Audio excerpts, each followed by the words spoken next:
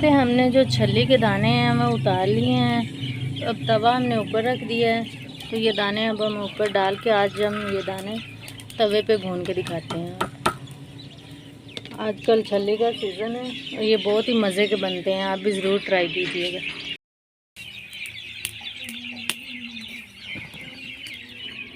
अब हम इन पे थोड़ा सा नमक डाल देंगे इनमें।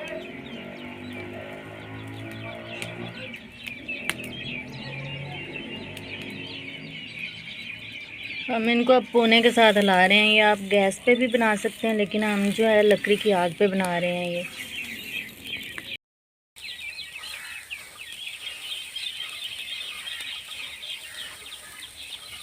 बहुत ही प्यारी सी अब इनमें से खुशबू आ रही है।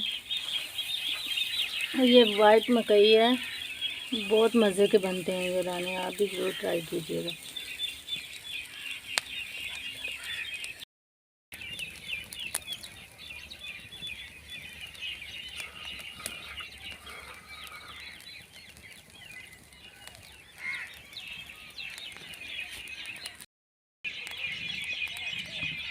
दाने जो हमारे यहाँ बहुत अच्छे से भुन चुके हैं, अब हम इनको डाल लेते हैं प्लेट में।